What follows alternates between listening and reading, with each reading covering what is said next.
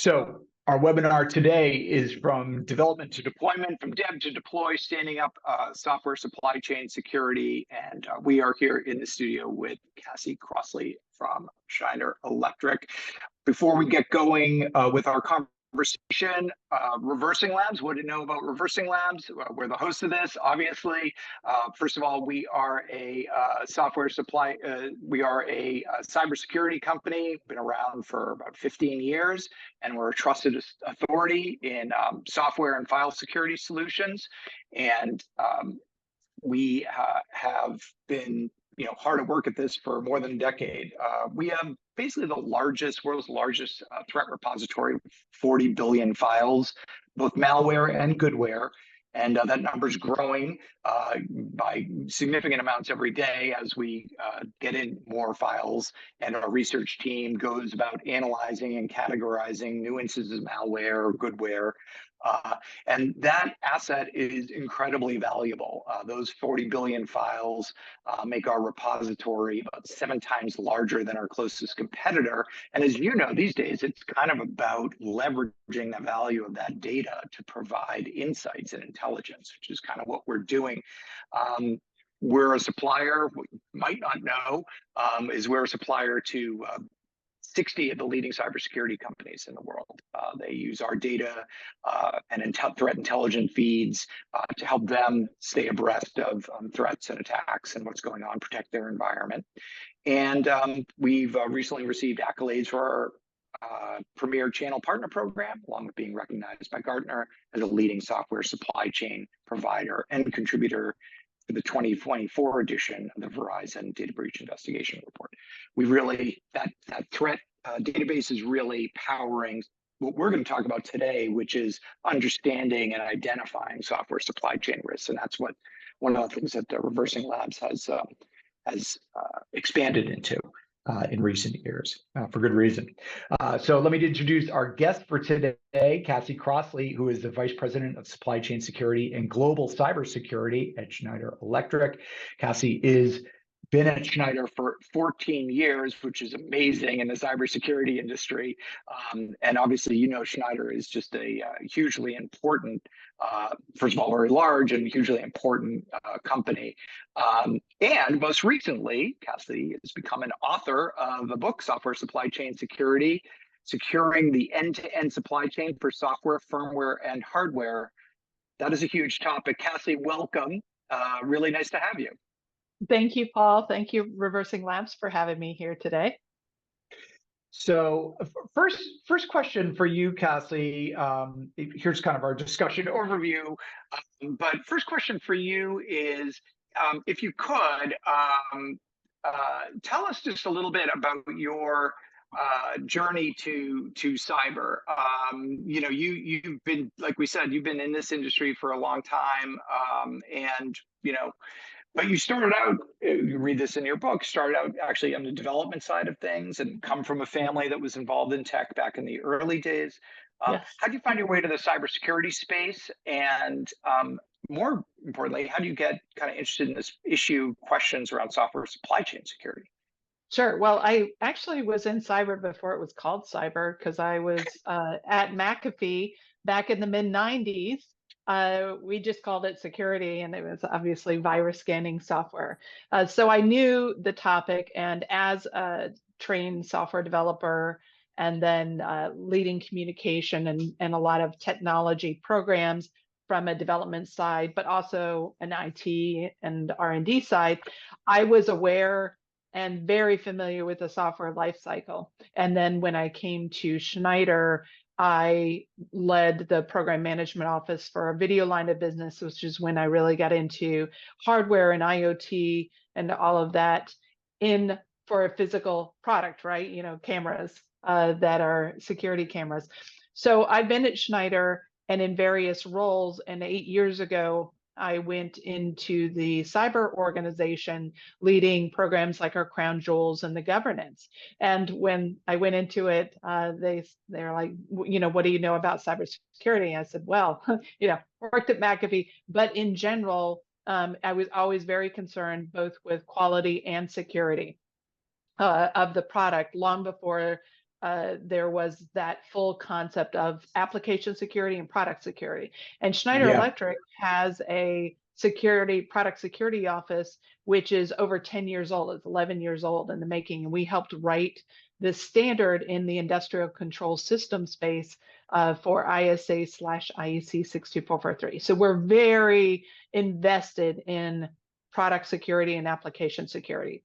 And what led to is, so about 5 years ago, I moved into the product security organization, which I love because I really love that, you know, IT security, network security is fine, but I love building and making sure we build secure products. And so I owned the secure development lifecycle, all of the training for our organization, and you know, there's 14,000 people in R&D in our company. We're a 140,000 employee company, so we have this product security. But I created a product security assessment process because we purchase libraries and software and source code and then components. So if you buy chips, of course, they've got drivers and things like that.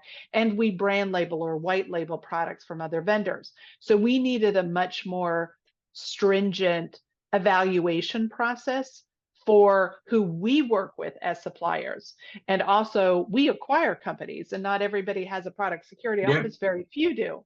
And so I spend a lot of my time working with suppliers on their maturity, with our companies, working with them on their maturity. And I kept saying, well, there's this NIST document and this and that. It was so hard to really show them the whole thing. So I had this collection of area and, you know, what you should go learn. And I would spend so much time mentoring and discussing this topic, like I am today, about how you need to consider all of it. And so finally, I was working with a group, and I wrote a chapter specifically, and I asked them, can I write on some, you know, software security? This was pre-SolarWinds. So nobody really used that term, software supply chain. And I said, I really want to talk about this topic. So I wrote a digital chapter, and then SolarWinds happened. And the editor for that book said, when I said, hey, there's enough for a full book, he goes, you should write it. Thus, I'm like, I don't have time to write a book. But I did. I spent the time, a year and a half, to write the book because I really wanted to show people you don't have to have a full organization. I include 78 controls in there. It is written for whether somebody's a CISO, a security expert, thank you, or it could be a procurement person or a legal person. If you are purchasing any software, you should really understand how people should be building software and the concerns and the risks in building it. So it's both for the practitioner, but also a consumer who, you know, a purchaser. Yeah. Yeah, absolutely. I mean, I think one of the things that's really interesting and unique about Schneider is, you know, Schneider is a big player in the OT space as well, right? So, I mean, and this is, in some ways, I feel like that you know, that is becoming a much bigger, that used to be a kind of specialized niche topic, but I feel like these days, you know, the overlap between IT and OT is everywhere. You know, it's not just in certain industries and stuff, right? And so in some ways you were, and I think that's what you were just saying, you were having these conversations and kind of thinking through these problems like long before it was necessarily on other people's radar. Right. And we have cloud products, we have mobile apps, we have every type of product under the sun. Right. So let's start off with with an audience poll here, if we can, just to get a sort of level set with the folks who are on the line. There are quite a few of them. Are your interests in software supply chain security as a producer or consumer of software, so end user organization, or no, we develop software and we license it to other people as well? Both or neither? And I think this is going to be interesting. We'll give it a few more seconds. And I think that I don't know how anybody could answer neither, because if you own a phone, and I talk about this quite frequently, if you have an Apple iPhone for work, that phone in the box came with 50 pre-installed applications, including the operating system, and it's got hardware and firmware. So you are going to be affected at some point in time by software supply chain security if you do anything more than just use paper and pencil. Right. Okay, so let's wrap it up here. What we got? Both 60% both. Just 10% software producer only, 20% software consumer, and 10% neither. That sounds about right, and I think that's actually a good data point to have here as we start our conversation, which is that most organizations are both producers and consumers these days. The companies making software just run the gamut. It's not just like the old days, or it was Microsoft out there. I mean, every company producing all different types of products are software producers. So how big a problem is this problem of software supply chain threats and attacks? You mentioned SolarWinds. We've also had 3CX. We've had, depending on how you look at it, things like MoveIt, and not, when I look at NotPetya as a software supply chain attack, certainly was in how that attack played out. But there are a lot of these incidents. Are those the exception or the rule? Is this a bigger problem than folks are aware of? It's definitely a bigger problem than people are aware of, because when you are considering how much is going into the day-to-day business, and we saw this with SolarWinds, but as you mentioned, there are definitely other examples. So I'll talk about that for just a moment, and then I'll talk about the environment risk. Is when we think classically cybersecurity, a lot of folks are thinking network security, IT security, and some of them may be focused on the risk to their business in regards to cybersecurity, but that affects your supply chain. If you have a customer, a consumer, anything, if you're B2B or B2C, you are somebody's supplier. Usually most people are in the middle somewhere, right? They're definitely purchasing, because again, if you're only using pen and paper for your business, versus you are actually producing something for somebody else, you have to worry about upstream and the downstream. And as a company itself, most organizations have, I would say the majority of them have some level of development. They could be developing internal applications for their teams rather than an application for an external group. But no matter what, as a developer, we have our own environments that we can, what we call spin up is the term. We can build those on our own. So on this left part of the chart, I'm just showing you've got this environmental risk. And if you have a network security or a security group, they're usually focused on the common applications. Like, I'm going to make sure my finance team is secure, my ERP, my HR applications, all of those should have secure built into them. And let's say, collaboration tools, Microsoft Teams, Zoom, Slack, things like that. Those are standard tools that people are using. And what happens if they go down for a day or such? Now you have development environments either at those suppliers or at your own site that somebody is not carefully watching if they don't have that same look into it. If they're not auditing, monitoring, looking at those environments. As a developer, I can start a new machine in seconds.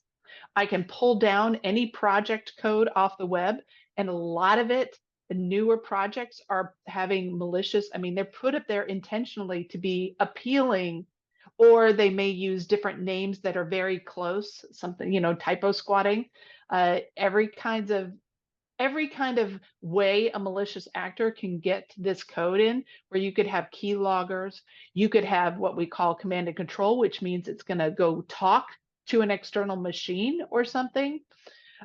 There is all of this going on in these projects, and development environments are not watched at the same level. So that could happen and impact the product development. And that's what happened in the SolarWinds case, when we saw recently the XZ, what's called backdoor utils. Somebody compromised an open source package and just did a couple little lines that luckily somebody detected. But I guarantee you that there are other open source packages out there that are compromised that nobody knows about yet.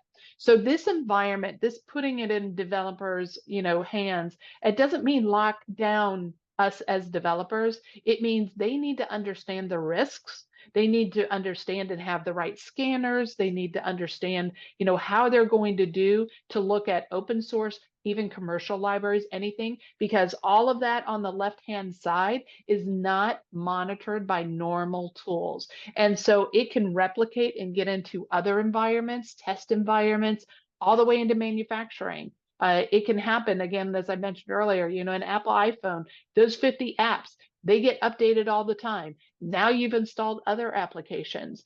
There's operating system updates. And then you have hundreds of thousands of people on the manufacturing floor for that iPhone. How do you know something wasn't compromised?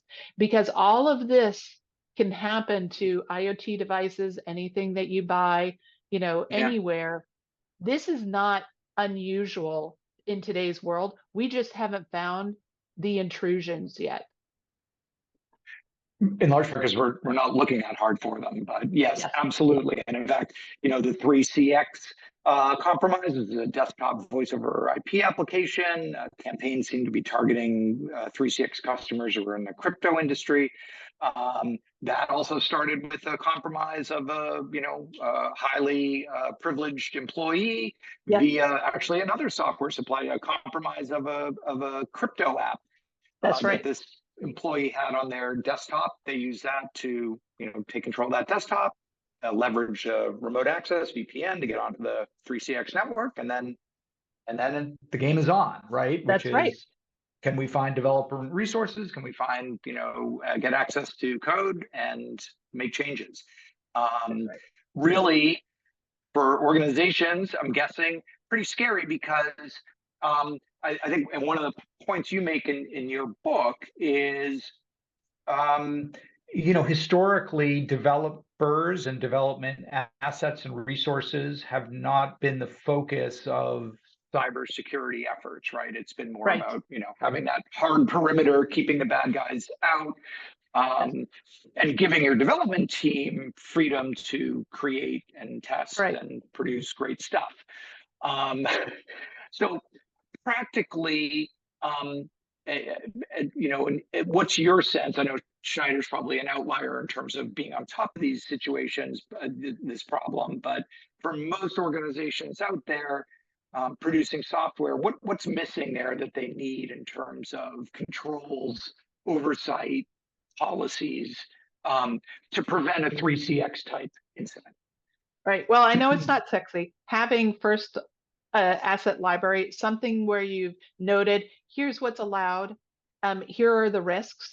We're not even having, in a lot of cases in other companies, the right training about R&D security, because as developers, we own the responsibility, not just for a line of code, but for everything that we do, every action we take. And if you're educating that team, so one of the controls should be about the education of, if you need something, here are what you need to do to validate it. Here's how to check to see, is it a single committer? Was it opened? Was this new project like 5 days ago? And then in the infrastructure world, I know that there's labs that they need to be able to replicate a customer environment. Network segmentation is not a new concept, but yet in smaller companies or, depending on the organization, it's just too much trouble probably to deal with creating that. So having those discussions with security, with the network teams, how to do this in your organization to make sure that the right processes are in place, because the liability will fall on your team when someone enters that and uses that as a lateral movement. So those kind of controls, you do them as a global part of the company, but they're not really taken down to that group's level. And you really have to take those controls at that point. And again, don't lock them down. They need to be taught how to do the right things to become their own advisor, security advisor in this case. So I mean, your graphic here, which is a great one, but I mean, it shows some of the different points along that journey. You know, developers use the virtual machines, you know, as testing machines and so on. You know, the build machines and CI/CD, you know, applications.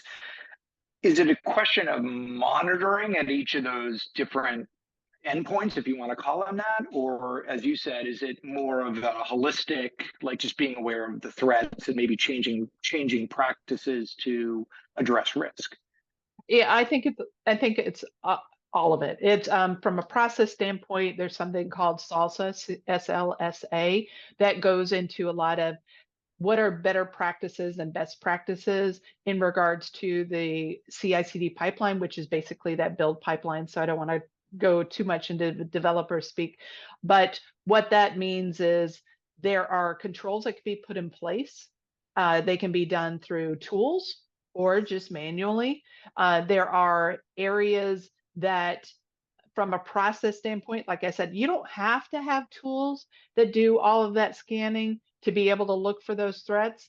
But if you don't have the tools in place, are you doing it manually? So you really need to look at what we call the kill chain, like in your environment, where could something happen? And you have to assume in every little piece something could happen, and make sure you have a manual, an automated control, something of that level. And that may be that people have to change their processes. One of the easiest things, for example, is you should not, when you're doing a build, basically putting things together, what's a cloud application, container application, you should not do external linking directly to the projects out there, because there has been something called dependency confusion, where somebody has hijacked, you know, the ability where you would pull down the wrong project. There's typo squatting, as I mentioned earlier. So you really want to make sure you're bringing in those packages into your environment, that you're scanning them, that you're making sure that there's no adjustments that have been made. You're checking what are called hashes, the integrity, all of that should be done, but you have to look at it from your product life cycle, because I have, as I said, thousands of developers. I have hundreds and hundreds of pipelines. Most of them operate differently. So they have to look and add the right controls in place to be able to secure against that. Right. So, I mean, Cassie, we've been talking for many years about application security, about secure development and secure coding, you know, secure development lifecycle. And you know, there are many different tools and practices that have grown up around that. You know, from static and dynamic application security testing to software composition analysis, right? SCA, which is around kind of open source, you know, packages and risk and licensing issues. Is that the same as software supply chain security, or is it a small piece of a larger problem, or unrelated? Like, so for people who are like, well, we're already doing that. We're doing binary scanning, or we're doing, you know, SCA or whatever. Is that enough? Necessary but not sufficient? Like, how should we think about that? Right. Yeah, it's definitely not enough. So let's use the example. I had a product that we've worked with a company to illuminate and go deeper into the supply chain as part of a project I'm working on with the Department of Defense. And it had 34 direct tier 1 suppliers. 10 of those were commercial libraries. Commercial libraries that could not be identified with open source standard scanning tools, right? So when we were building the SBOM, and they're not open source, right? I mean, like, right. It's not there. So we had to manually identify those products and those versions. Now there are some commercial version like Microsoft.NET, you know, things that are common that people can pick up. But when you've purchased a library or a binary or just the source code, it doesn't have that information, because usually that commercial supplier didn't give it to, you know, an external company to be able to judge the signatures. And this product was multi-generational. So that source code came around 10 years plus ago. So it definitely isn't Yeah. going to show up. Now, we see a lot of these scanners that can pick up embedded Linux and things like that from that standpoint, but you're looking at technologies and this black box sort of view, and that transparency is important. So when you're even, I work a lot in the software bill of materials world. So you mentioned scanners, I mentioned open source and how it's not picking up. I see the quality of SBOMs just on our stuff. They range from 10 to 90%, because if it's a modern pipeline application with what's called package URLs and information, then it can pretty much identify almost everything except for our proprietary code, right? The Schneider proprietary code. But that one application, it could only pick up one or two open source because the rest of it was all, proprietary, Right. external third-party proprietary code. And so we really have to do more. As developers, we always had maintained lists of components, but we didn't always, as a developer, it was set and forget. Before cybersecurity became a thing, you're just like, hey, I downloaded this library, we're going to use it, and we just use it forever. Now you have to worry, and open source doesn't necessarily have end of life. Commercial code, you may not have contracts with that group. You just bought it as a source code package a long time ago, or you might be doing things. Now we have to think about maintenance and how do we keep that up, and not having that visibility. For example, like when the Trek vulnerabilities came out, that was in commercial software. When the VxWorks, when River vulnerabilities came about, you had to know if that product had that. And so as a supplier using commercial things and libraries, that's what our customers want to see. It's not just the secure testing and that SCA, it's more about what else are you doing? And that goes into the pipelines. What tools are you using to be able to build that product? So what happens if one day something happens, to Jenkins or something else, and they want to know which products were built using this plugin? You have to maintain all of that. So it's much more than just secure testing tools. Yeah, it's funny. I mean, we talk so much about Log4j as the example of like, oh, you need to know what's in your stuff, a very common open source, Apache library. But like you said, there's even bigger risks around the commercial stuff, right? That you also don't know where that is, So you shouldn't. It's not merely that there's vulnerabilities in open source packages. There's this whole commercial side of things. Okay, so I threw up another audience poll. We're going to do our next audience poll. What is your level of confidence, you, the attendee here, in how your organization assesses software supply chain risk? Are you not confident at all, somewhat confident, fairly confident, or, as we say here in Massachusetts, wicked confident? And the answers are anonymous. And I should remind you while you're taking that poll too, that we also will take your questions. Don't just let us ask you things. You can ask us things. Use the Q&A feature, and you got questions for Cassie. She would be happy to answer them, and don't be shy.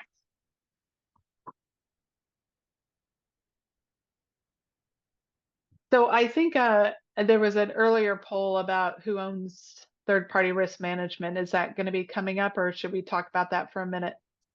No, we got that coming up. Yeah, that's coming up. Okay, great. So as people are answering this, spoiler. Yeah, software supply chain risk, by the way,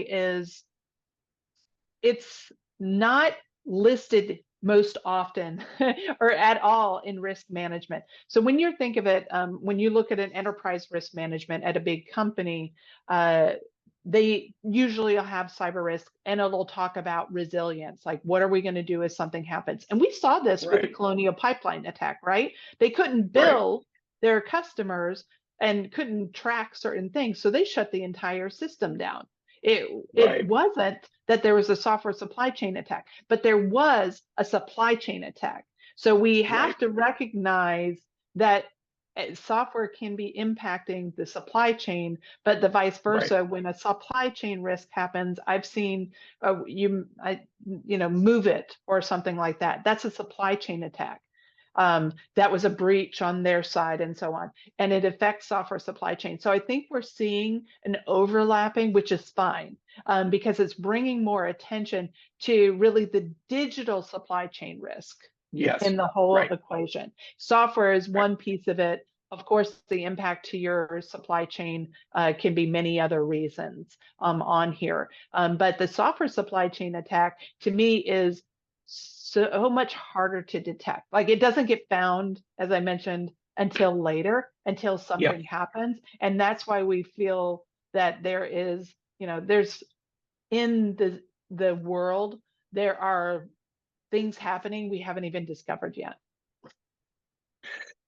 Okay, so really excellent points. Just going over that poll, 62% of respondents somewhat confident in their organization software supply chain risk assessment. I guess assessment's somewhat different from management, right? But nevertheless, 31% not very confident, and just 8% very confident. Cassie, how do those numbers look to you? About right? Well, I'm surprised, I guess, a bit about the very confident. Maybe they're producing and they're using salsa and things like that, and they're using tools like ReversingLabs. But if we change the question to what you're purchasing, how confident are you that they've accounted for software supply chain risk? That's that's where I would say it's very hard to be very confident. You can be confident in your small, world, what you have ownership of, but your nth party suppliers, your third party suppliers, your fourth party, as I mentioned, those 34 suppliers in that one product, 10 software, and over 30, almost 30 in hardware, extrapolated to 498 N-tier suppliers. 500 just for one product. And I can't even imagine what it would be for Apple. Yeah, right. I mean, just imagine how massive that supply chain is, right? So we have a question. I want to get to it in a second. Okay. But to kind of set up that question, though, I think one of the points that you make in your book, your O'Reilly book, is the need for greater kind of transparency into software supply chains. That again, we need to, if you will, break open this black box of commercial software. A lot of attention from the federal government and so on around this concept of software bill of materials and SBOMs as a way to provide transparency, a kind of list of ingredients, as it's often referred to. But talk about what you think of as what you mean when you talk about transparent software supply chain transparency. What makes up transparency, and how far down the road SBOMs get us in terms of having a real understanding of what's going into the software that we're making or consuming using. Right. I think software bill of materials is a good start. It's not quite effective or useful when it comes to cloud. So I'm just talking about on-premise software, anything that you're running on your own environments where you're managing, and you need to make some assessments and judgment on what's going on. So even if you look at the Instagram about screen, it'll show the open source libraries that they're using. It'll show the license model, all of that. When it comes to everything else, I would say that software bill of materials is just a picture, a point in time based off of that release. And it contains such a small set of what I feel is the supply chain risk. As I mentioned, for example, you don't know if I use Jenkins and what plugins I use. You don't know where those developers are. So not only do I not know if I give you the list of open source, you could look up on your own, here's the committers for that project release and so on and so forth. But you don't know nothing about, when you're buying this library, where it was built, the build machine, let's just say, cloud environment, who has access to that. So who has access to all of this project code, who's making maintenance updates, how does that happen on the pipeline? So there's so much out there in regards to like build management now because of the SolarWinds piece, where you have what's called in toto attestation. So there's this whole concept. There's one in IATF called SCIT, which is the supply chain trust and transparency. I forgot the I, but what we're trying to do as an industry is to say, where does this transparency take us further? And that's why I've been working with the Department of Defense. They have, our products, and you just giving a software bill of materials and a hardware bill of materials gives them only part of the picture. It's, who worked together, what technologies did you use to build it? What are your plans to maintain it? Right? That's important. So not even from a Department of Defense. Like if you, the EU Cyber Resilience Act is really concerned about end of lifing of a product. Nowadays, you buy an IoT product or something of that level, you're not paying necessarily a subscription service like you would maybe for the Ring camera part of it. But if you're just buying a printer or something else, what happens if they don't support it next year? What about the cars that we're working, that we're buying? Pieces of cars like Fiskar just went out of, just went into bankruptcy. What's going to happen to those folks that have purchased that car? Where's the maintenance and life cycle? And you don't have that transparency that's for the existing product, but also what are their plans for the future? So that's why I'm looking at this more end-to-end life cycle. We call it security life cycle management. What are the plans? And that's part of transparency. It's not just the technical details. Right. And this is an issue that has actually a really significant kind of cybersecurity consequences attached to it. And we've seen, just for example, I know Lumen Technologies Black Lotus Lab has done a lot of research in the past couple of years looking at botnets that are solely based on, or primarily based on, end-of-life devices, broadband routers, and other stuff that's been, obviously end-of-life, so it's not being actively patched and maintained by ISPs or by the manufacturer. And, you got, Chinese APTs coming in and taking these things over and using them to facilitate, downstream attacks on government agencies, large software vendors, and so on. If you look, what products have been end of life, you look at Cisco or Oracle, like there's a lot of hardware out there that vendors have basically said, yeah, we're done supporting this. And what happens to that? By and large, my sense is it just keeps getting used because, if it ain't broke, don't fix it. Right. But companies might not have a great sense of where's our EOL stuff? Like, what do we have that's EOL? Right. Yeah, that's why I really am excited about that part of the EU Cyber Resilience Act. It's going to be very difficult, especially OT products.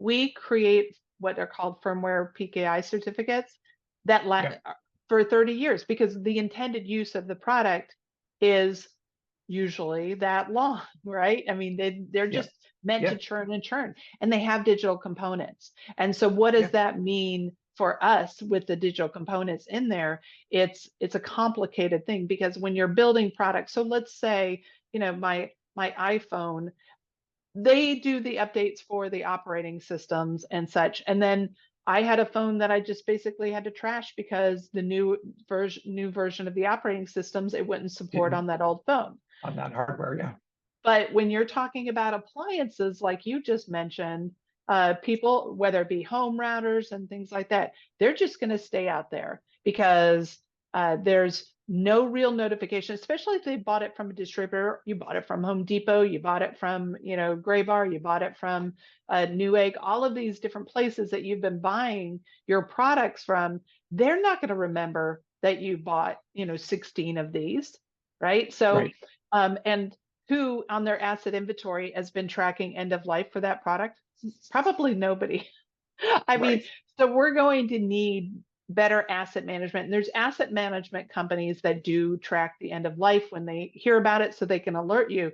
But those are, let's just say, not inexpensive solutions for Right. everybody. So we Right. do need better awareness. It is a Right. cybersecurity problem. You probably Right. have a refrigerator that, could be 50 years old somewhere on your block, and it wouldn't matter. But if you have an oven that has a smart technology that somebody could crack into and blow your house up by setting the Yep. gas off because you bought a smart oven, which I had refused to do when I refurbished my house, because I'm worried about the longevity of who's going to buy in that house later to make sure That's that right. the firmware is updated for safety reasons. And so it's just a really impactful discussion. There's things like the open EOL and different kinds of areas that are happening out there where we're trying to talk about standards for this. But Yeah. I think it's going to have to be a must-have, especially when people start having to junk their cars because it can't be maintained because of software and firmware. Okay. We're going to get to this question, but also let me, in the meantime, promote a panel that I'm doing. If you're going to be at Hacker Summer Camp at DEF CON, I'm actually chairing a panel called Bricked and Abandoned that talks about many of these very same issues Great. around end-of-life device and cybersecurity risk going on with the end-of-life device. So check it out. We're on the agenda at DEF CON. And if you got a question, use the Q&A feature. We definitely want to hear from you. We got one from Sivaram, who says, "Hi, Cassie, can you clarify between," and this is, get ready for the acronyms here, SNOOP, commercial off-the-shelf software, open source software, OSS, and SBOM, and the various tooling and methodologies used as part of software supply chain lifecycle." Well, first off, that changes every day. Tools and technologies and methodologies used as part of the software supply chain cycle. I can't keep up with it myself. It's in some points, it is really difficult. I want to, since we're promoting things, in September, there is something called SBOM-A-Rama that CISA Yes. is doing that you can attend in person in Denver. It's in or Colorado, virtually. is that right? Yep, Denver, Colorado. Yeah. And the second day of that is to show technologies in regards to software bill of materials. And I don't know, I didn't ask if ReversingLabs was going to be there, but you probably haven't been notified. They're still, just going through the initial list. But it's really important to understand that. So there are and I'm going to go into Cyclone DX is one format for SBOM schemas, and then we have SPDX, and both of them, and I have the links in my book, but both of them have links to tool pages that actually show tools that generate or consume, or the various different areas. I recommend going to those 2 points. That's where I go to see sort of the landscape of tools that are working with software bill of materials and transparency. So I think those are mainly kept up to date. There is a tooling group and group that was part of the CISA working groups. However, they did not want to, and I fully agree, name third-party tools. But for Cyclone DX and SPDX tool pages, those are great, and I really encourage day 2 of the SBOM-A-Rama. Okay. And again, if you got thanks for the question. If you've got other questions and you're attending, please use the Q&A feature. We'd love to hear them. On the so you mentioned the XZ open source compromise. We obviously hear a lot about open source risks. When we think about the commercial software risk, and you're an organization, what are your recommendations or your thoughts about how organizations should be managing that? Let's take a software producer, right, that is licensing third-party software. If you're a small company licensing software from much larger, richer companies, you don't have a ton of leverage to come and say, hey, we want to look inside your binaries. We need to make sure that they're safe and secure, and you're not using, end of life open source, or outdated open source packages, or bulky code, or there's a Russian backdoor or something. You really don't have that type of leverage. So what are you supposed to do? Like, how are you supposed to get the insight that you need to make an informed decision about, hey, we need to drop this package and use some alternative, or no, this is safe to use and we can feel good about pushing it out. Sure. Well, I mentioned in the book my chapter on suppliers and working with suppliers, and I really address this because it is difficult. For example, I don't have the SBOM for .NET. I don't. I mean, I'd love to, and it's probably mostly all their proprietary code, right? I don't know if the open source scanners have found that much. So first thing to do is you can ask an SBOM. You're entitled to, you bought it. I mean, maybe a long time ago. If you are not having the source code itself, right, then you should be asking that. That means for drivers and other things.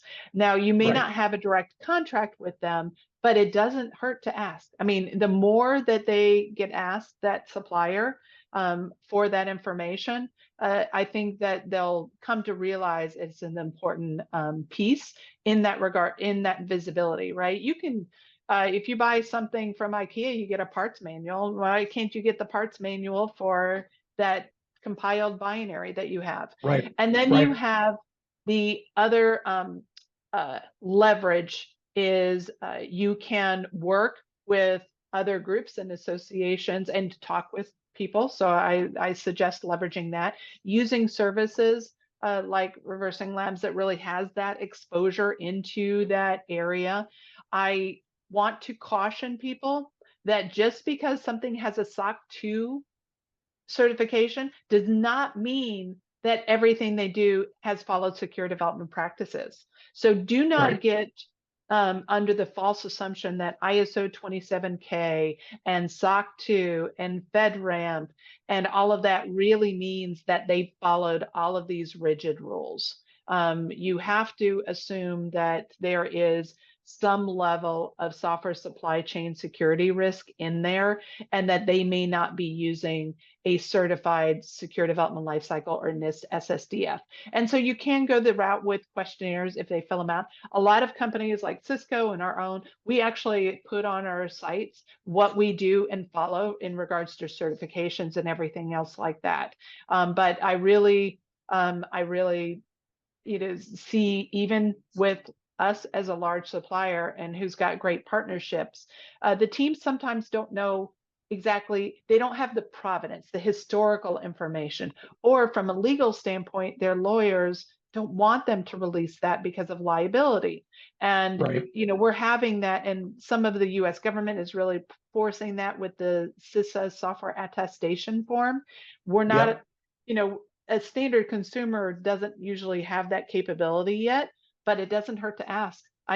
So I ask, and then that's why I created an assessment process internally where we scan their things. We have those assessments. We ask them what their vulnerability management service level agreements are, because you don't normally see that on the web. We know that Microsoft really won't fix medium and low vulnerabilities, but what is their internal SLA for highs and criticals? I mean, that's the kind of thing to ask them.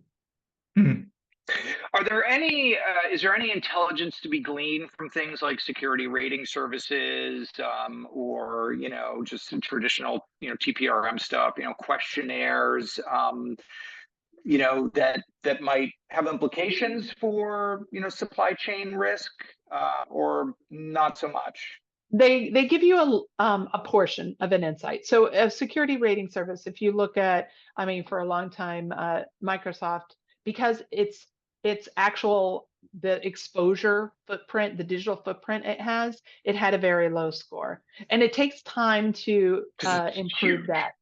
But if you look at a small startup where they're all cloud, cloud first, they're not going to really have a digital footprint. So you can't use services to truly judge their cybersecurity posture. They may have no SSO, single sign-on, or MFA for their developer workstations.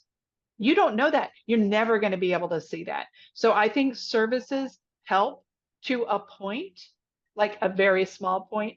And then the rest of it is more about their question. If you ask somebody or put in a contract, must provide SBOMs, and they redline it, I would be worried at this point, because most of them know about it. So there are, if they're not willing to be transparent then make it a condition. There are certain groups that are starting to say, if you can't provide that, then we require a 10% discount, because we're taking on additional risk as part of Right. that. Right. Kind of in the absence of toothy regulations that would mandate that, putting market pressure on them, basically. Right. Yes. Okay. Let's do. We're kind of nearing the end here, so let's do our final audience poll. This one is on third-party commercial software, and the question is: who owns third-party commercial software security at your organization? Is it the third-party risk management team, GRC, government risk and compliance team, your AppSec team, your SecOps team, IT ops, or other? I guess maybe we should have a none option on there, but we don't. But yeah, so take a minute and let us know how things work at your organization. And while people are answering this, I can give you my perspective. Yeah, When I go saw ahead. the poll question, it was a lot of it for us is all. We're such a large company. There's 54,000 suppliers. Over 20,000 of them are direct suppliers, meaning they're used in regard to our products and such. So we don't have an official, what I would say, just a third-party risk management group. We have our global supply chain. Of course, that's dealing with a lot of the hardware suppliers and physical items and digital components that go into our products that we build. Then we have governance, risk, and compliance, which is where I sit in regards to making sure we have all these. We've got 13 plus initiatives about software supply chain security. And then we have our application product security teams that have responsibility. So, and then cybersecurity and IT operations. So everybody, I mean, if you look at the RACI, there's accountable, but it depends on what you're buying, right?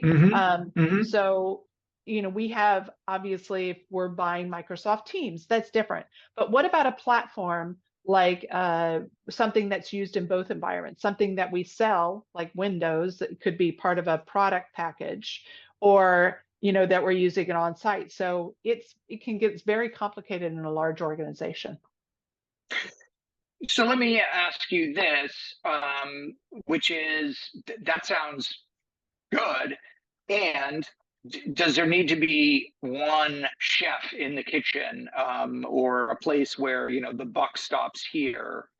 If ultimately what is at stake is making yes or no calls on whether to relicense a particular software package or license it to begin with, or so having that kind of, everybody's got a piece of this. How do you organize all that information and make kind of effective decisions? The rules that must be followed are consistent. So the policies, the rules, the process to evaluate is fairly the same across. But for example, let's go back to I'm buying an appliance for my own company, which then IT operations would be responsible for the cybersecurity measure. But then what if I'm rebranding that exact same product to sell to my customers? There's an extra level of due diligence, because then we take on the liability. So that's why we see differences in our large world of how that happens. When somebody for a business wants to include a library, a commercial library. So let's say they're purchasing a graphics library to use with their application. We have a team as part of governance, risk, and compliance that helps and assesses it. We own the policy, we do the evidence review, we do all of that. The business then takes the decision, the final decision, based off the risk of whether or not to include that. And there are cases where we absolutely put our foot down and say that's not acceptable at all. We cannot take that on.